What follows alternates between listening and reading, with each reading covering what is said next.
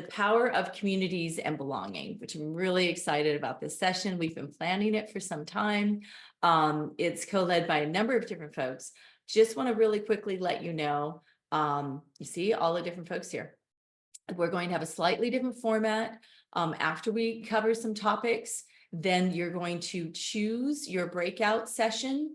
If you want to, then at 10 minutes, I'm going to put out a message at the top of you'll see that at the top of the breakout session. And then if you want to, at the 10-minute mark, you can switch to another group, or you can stay in the one that you're in. And what you'll also see if you download all these slides is we have so many resources, books, communities, Gainsight resources, and then each community that is speaking here today, the founders and founding members have put in additional resources here. So we are resource rich today, and that's pretty exciting. Oh, and you didn't see any of that because I was flipping through. Oh my goodness. Let me do that one more time. So what I was showing you, this is all the folks who are speaking today. These will be the breakout group. This is our, sorry, I'm going to laugh at myself just for 1 second. And this is how we're doing the breakout groups. And it'll be free open questions. These are all the resources that you're going to see. And these are all the different resource pages for each group. As I was saying, as you can see, we are resource heavy today. This is an exciting day. So let's go back and do some introductions of all of these amazing people. All right. So I'm just going to start in the order of the slides so I don't miss anybody. Valerie, Molina, do you want to say hello real quick and so people know where to find you? Absolutely. My name is Valerie Molina. I'm a manager of customer success at Gainsight. I specifically support the customer community platform.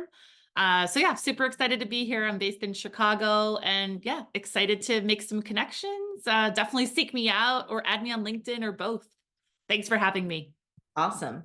Parul. Hi, everyone. My name is Parul Bhandari, and I am also in Chicago. So I just learned this about Valerie. I founded South Asian Success, which I'm blocking the name of right here, this year in 2024. And we are a community focused on the South Asian experience and customer success. And so would love to chat with you in one of the breakouts or again on LinkedIn. Awesome. Mohammed. Or I guess we also call you Mo. Yeah, exactly. Yeah, Mo.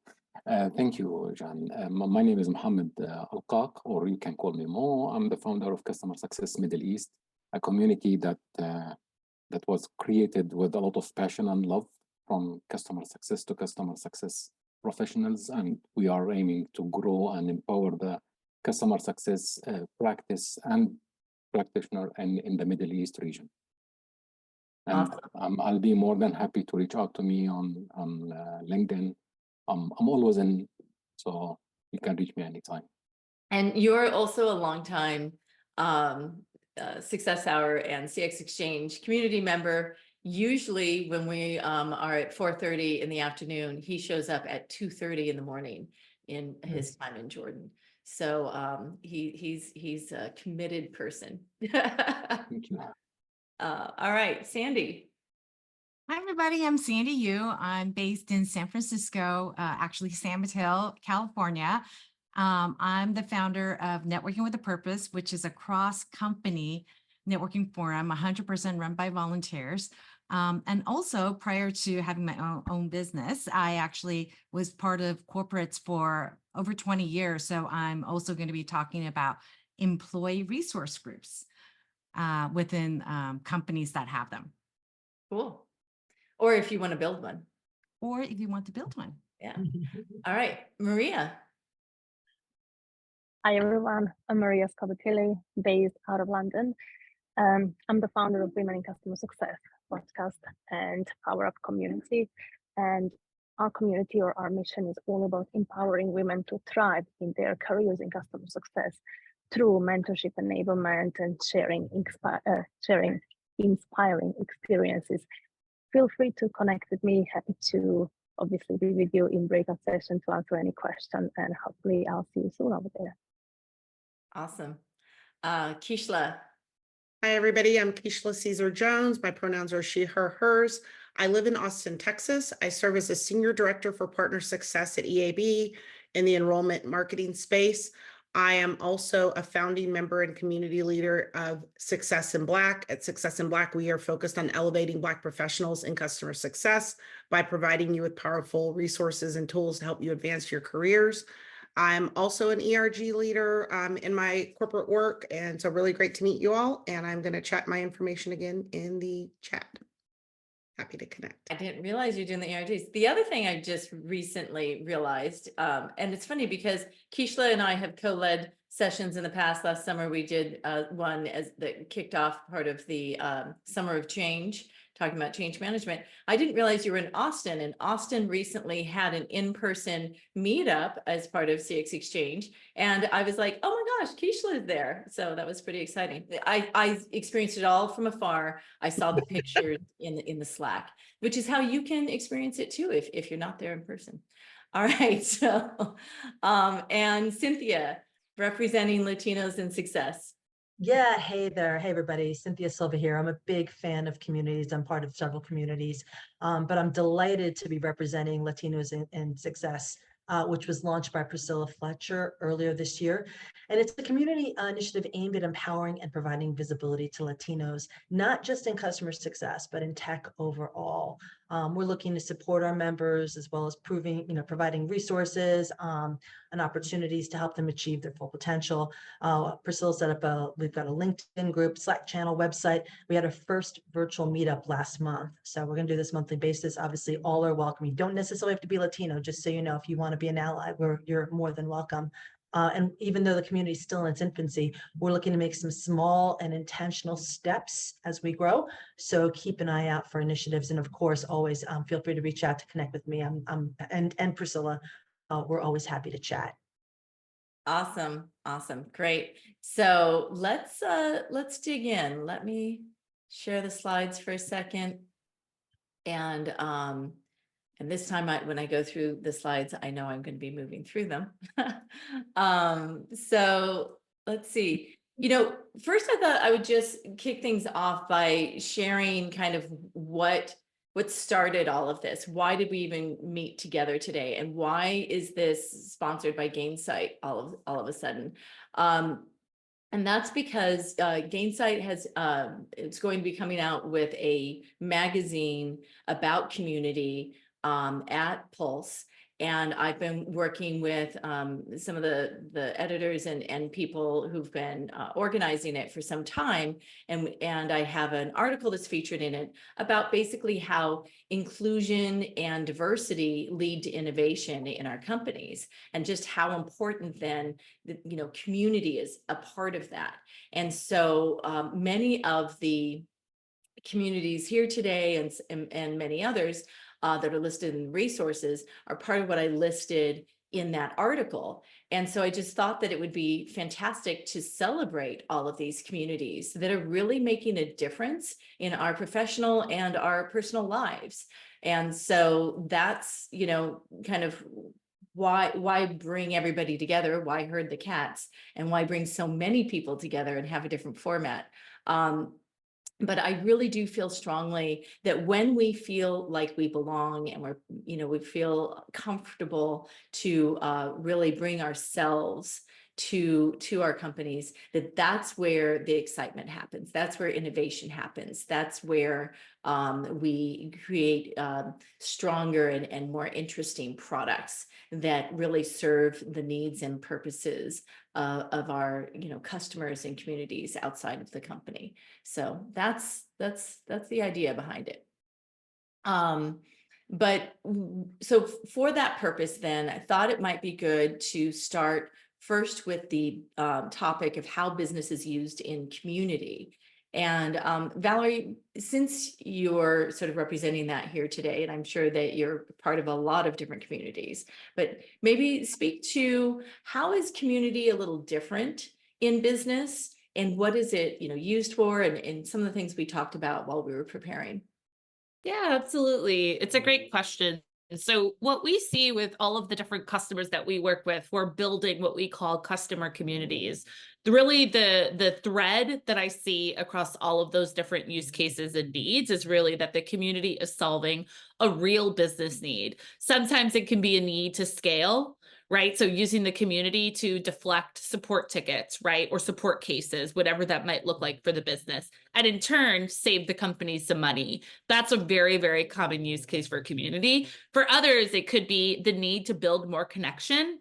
So using the community as a central destination that allows, customers to actually network with their own peers, right? So customer to customer or user to user interaction can be really, really influential and important in their journey.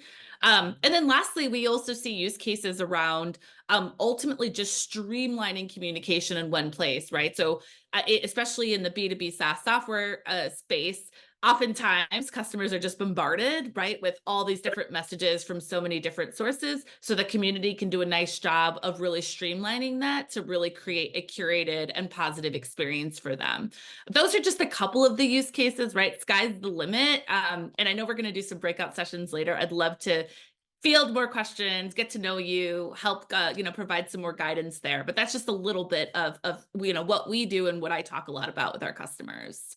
Right. And so like, if you find that your company is just sending out email after email after email and your customers would be like, whoa, I feel bombarded, like perhaps then at least starting to set up the beginnings of a community can help give them all a central place to get the information. That's 100%. I think something else too that I see a lot of is the community is an amazing way to actually start identifying who your advocates are, right? So you can email someone 100 times and ask them to join a program. They may or may not open that email, but you invite them to a community, invite them into really genuine, interesting discussions, and they might actually really blossom and want to get more involved, right? And then you can nurture those relationships. And then in theory, build out a really robust advocacy program. So community can really be sort of the starting off point for a lot of different initiatives within a business.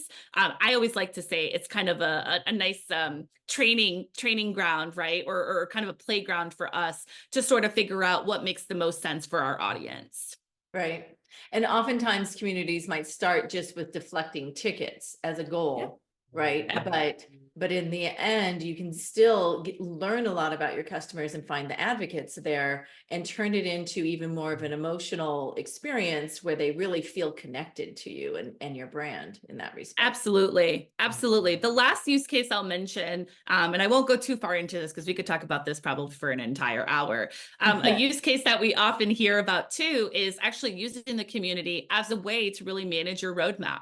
So when we talk about SaaS software, right, being able to manage your roadmap is really challenging, right? You have all these competing priorities. So something that we're also seeing, shift in the market is the need to really streamline that entire experience and actually give your own customers the ability to go in to the community, post product feedback, and then give your product teams the ability to organize those thoughts and then communicate out progress. That's something that we do even in our own community called the Game Changer community at Gainsight. Awesome. That's really good. Some great advice. Cool. And so then in terms of when we have, like what is an ERG? It sounds like something I would, get from a doctor. Sandy, I know you're prepared to speak to it, but Keishla, since you're part of one too, you might want to weigh in on this topic. But Sandy, why don't you kick us off on what is an ERG? Why have a business sponsored community? What's the power of community and ERGs? Yeah, so ERG stands for Employee Resource Groups. I think on my slide, there's a definition for it, but essentially is getting groups of people within a large company, hundreds and thousands of people, so that they can feel a sense of belonging. But as Jan mentioned right in the beginning, that actually these communities are a source of innovation. I can tell you a great story just from my own personal perspective is when you're in a large company, you tend to be siloed in your business unit, not just within your business unit, but in the function within your business unit. So you never get to meet people outside, but through one of the women resource groups that I joined, Women Leadership, I was actually able to actually do my work better because I had a blocker and I knew someone from another group that I would never have met in my normal day-to-day. And then we were able to accelerate result for a customer much, much faster. So those are type of results that the company is interested in building these communities, is for driving business results and improve outcomes for customers, whether it's new innovation or improved collaboration. And of course, the improvement for employees to feel more included and be able to network, it's a win-win for everyone. Oh, you're muted, Jan. Right, because you've been at some very large tech companies, and so women were not always helped, sort of like with ways of moving up the ladder and that sort of thing, right? So some of these Yeah. ERGs really helped people to connect and meet people that they wouldn't have otherwise. Exactly. And it's not just for women. There's other, LGBTQ, there's Latinos, there is differently abled, there's veterans. So any groups that really want to find their community, and usually there's 5 to 10 of them, depends on the size of the company. As Jan mentioned, I was with Oracle and Cisco and Pricewaterhouse, these really large companies, but even in a smaller company, ERGs can foster this sense of collaboration just because we're every day just very heads down delivering the work that we do. When you have an opportunity to meet people for a different purpose, for learning, for volunteering, then you get to know each other as people. And then that's when I think the magic happens, to know what each other does, to know that we exist and how we can help each other. Nice. Keishla, anything you want to add to that? No, I think Sandy really, nailed it. Obviously, ERGs can support a wide range of identity groups, whether that be across ethnicity, race, gender, sexual orientation, disability, veteran status, and the like. I've been an ERG leader for over a decade now in corporate spaces, largely working on behalf of BIPOC employees and women. It's an opportunity to build connection. It's also an opportunity to build your professional expertise and learning how to manage across spaces that are not necessarily built and designed. If you're a person of color, we are working in predominantly white spaces, or if you're a woman working in predominantly male spaces, it's how can you get the right support and guidance that you need to navigate those, to help educate and create more inclusive workspaces on behalf of leadership, helping them sort of redefine and think about how they approach building inclusive and supportive work environments that drive business outcomes. Yeah, I've even seen them also like for parents and things like that. Yeah. So in any ways that people want to build support and meet others who are, having similar challenges. Fantastic. Keishla, since you're off mute, maybe we can start a little bit in terms of the professional communities and Success in Black and its purpose. You've been around really, gosh, I remember talking to Asia May about this back in the, before the pandemic or just early days of the pandemic. So you're kind of leading the way in this area for folks. Yeah, Asia May Armaselli, who is our founder, launched Success in Black in response, pre-pandemic, post-George Floyd, really looking at the landscape of CS and tech broadly. I know, Cinthia, you talk about Latinas in success, not just in CS specifically, but in tech broadly. Black people who identify as, have Black ancestry are underrepresented in this space. We represent about 3% of CS space currently. And it's an opportunity that she built and designed for us to get together in community, feel supported. When you get a chance to take a look at our slide, you'll see some of the things that our members value about being a part of our community. So while we do talk about CS strategies, we also talk about navigating the workspace and the professional space. We share job tips or support one another in developing our thought leadership. Prior to, we can often see a lot of conference spaces, agendas, thought leader articles, and they're very, they can be very dominantly male, dominantly white. We really made a concerted effort to really start to boost our voices in the space. And it's been really powerful for me personally and a lot of other members of the community. So most people just feel like it's a space where you can let your shoulders down, feel psychologically safe, and feel supported and encouraged. And so that's what we really value about what we're doing for Success in Black and helping to boost careers. Yeah, that's fantastic. And I don't know about you, but I am a part of several communities. I probably have like 40 Slack groups and I participate in a lot of different communities. So, being active in more than one community, it can really be useful and helpful. And you can go to different communities for different things. Absolutely. So just want to reinforce that. Yeah, and for Success in Black, our Slack community is for our identity group, but we really encourage anybody who is supportive as allies, like Jan, some others here on the call. We encourage you to follow us on LinkedIn, get engaged and active in the things that we do promote outside of our sort of safe space, but we do definitely encourage allies to get connected with us. Yeah. And Marija, you started your group, I don't know if it was on accident the way that CxXchange was, but you started it with a podcast. Yes, so basically during the pandemics, I started a podcast. That's the only thing I was thinking of doing, how to promote and elevate women in the space, because like I saw so many males at that time, and I personally also didn't know many CS leaders. I just saw so many men talking on conferences, and I saw lots of stats to provide data how there is really no women in CS leadership, especially director level and above. So I just started a podcast really. But then as it happened that a few months after, like the podcast got really, really nice feedback, lots of traction on LinkedIn, and people, or women mostly, just started having conversations on the posts of different episodes. And there were just loads of conversations going around, and I realized, well, that is a community. We just need a home for it. And then we just opened a Slack community firstly. And that was just the beginning of, if we call it Women in CS community. Just recently, we also moved off from Slack into a dedicated community platform called the Mighty Networks. But at the end of the day, like a tool doesn't really matter. It's really the community is when you're having conversations, the place where you can elevate each other, the conversations that are happening. And sometimes it is only, LinkedIn, sometimes around people posts, sometimes it's dedicated place. But in any way, it just proves how no matter what you do, there is that potential that community will organically happen around your work. And that's what we see happening more and more. And that was in my case as well.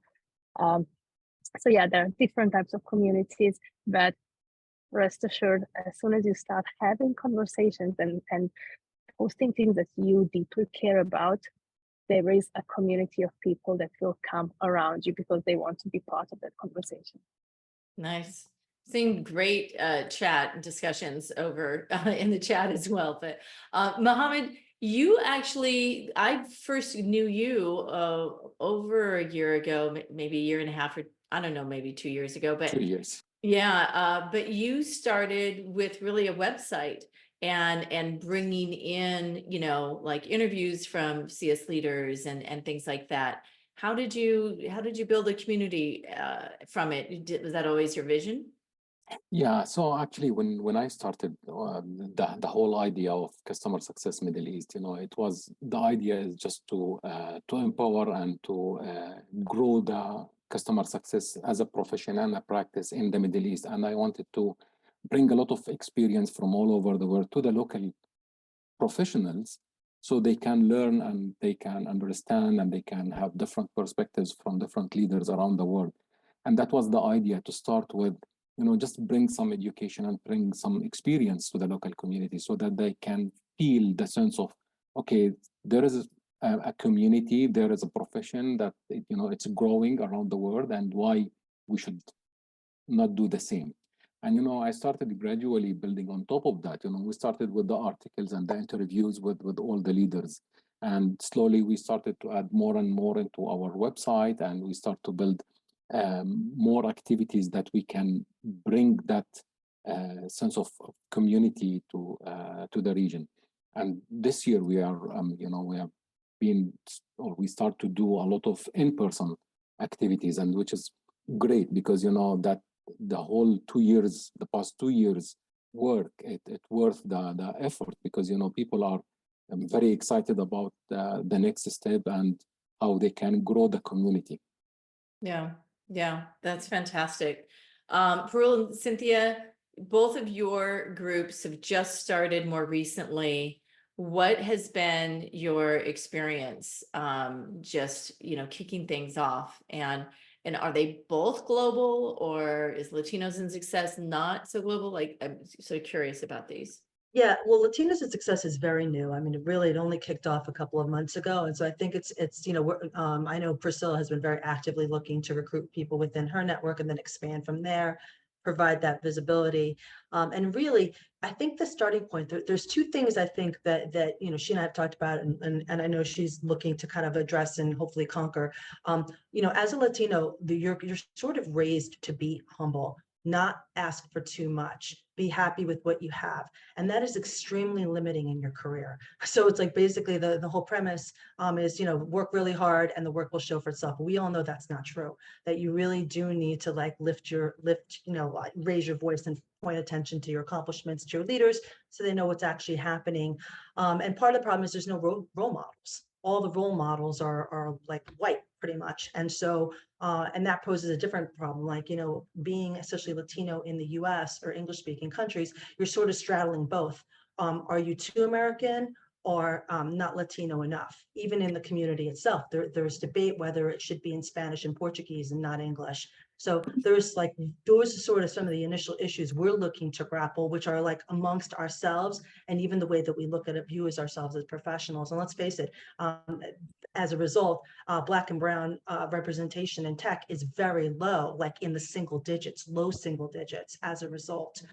So really the goal is to empower our people and to bring that community very slowly and strategically, engage with people, Black and brown people that are in our space and or want to be allies, and talk about these things, how we can overcome them, how we can strategize, how we can create more visibility, and really, just make space for ourselves. So it's super exciting time, very, very new. Yeah, I'd love to hear Parul's point on this too, because maybe we can get some tips on how she's growing the community. Yeah. I've already talked to Priscila. I need to have a chat with her. So South Asian Success is also pretty new. We launched only in January. And Jan, you did mention that we're global. And actually one of the most interesting things for me, so I thought of South Asian Success actually based on a community parents network that we created at school a couple of years back. So it's very similar South Asian network for parents. And so I was like, I think we can do this in the space, but I thought of it being a minority in the US, right? My lens is this, but as we've grown the community, we're about 50% global and 50% US based. I'm actually learning, hey, some people are not a minority where they live. So my language has changed. Like I've actually extended my view of diversity for South Asians, right? So now I'm looking at, hey, when we curate events, are we really thinking about your individual experience, as where you live, but also broadly as a South Asian community? There are ties that bind us, and then there are differences. So it's been a really great experience in that regard. And, similar to Latinos in Success, we are growing. We are taking our time figuring out platforms. We might do a little switching around soon. So I think that things like that happen in the community world, but it's been a really wonderful experience so far. Yeah. In fact, we got into that back when I was part of a group to try to diversify customer success and gain, grow, retain back during the pandemic. That when you start looking at diversity globally, there's, a lot of different dynamics, right? And how companies hire from different countries and, all different kinds of issues. In terms of, if they're, paid at the same rates and all kinds of, you name it. But that we could go on for a long time. I've gone on for longer than I intended before doing the breakouts. And these breakouts are going to be a little different. I'm going to cut them down to 7 minutes each. Sorry, folks. But this will just be the beginnings of getting to know each other. What you want to do is go down and look at the bottom where it says more. or there might be a breakout icon, depending upon how big your screen is. And you can choose the breakout group that you want to join, and I've labeled them. And then at 7 minutes, I'm going to put a little note that you'll see at the top. And if you want to switch to go and listen in on another group, you can, or you can stay with that group. So it is up to you now for each of the leads, as well as anybody wants to join, to go to that. And you can look on the notes. We're just doing open discussion here. Success group. And I kind of got, I think I was a little late going in there, but got some information as well. And then of course the slide is very helpful, but we were just kind of discussing like the age old like conversation about work-life balance, and in women, that's sometimes a very like tricky conversation. So everyone wants to know how you're balancing it. So that was helpful too. Is balance possible? Is it even possible? Like, Much like everything in customer success, the answer is, it depends. Yeah, right.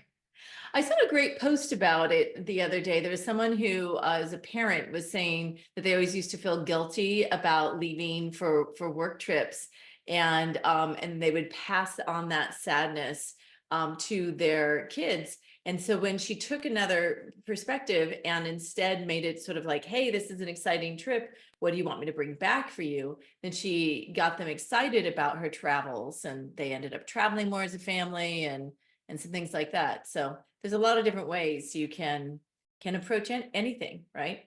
And even if you don't technically have work-life balance. All right, how did things go? It's so fantastic that you were all so patient with this new format that we tried, and really appreciated that. How did it go, switching groups and things like that? Anything to share, something you learned? Allison, you're not on mute. That's a dangerous thing around me. I was afraid to switch groups because I wasn't sure if I was going to get kicked out or something. Oh, So I didn't stay in the same group. It was pretty easy. Was it? Okay, cool. All right, next time. I like the format. That's awesome. Okay, Do great. it again.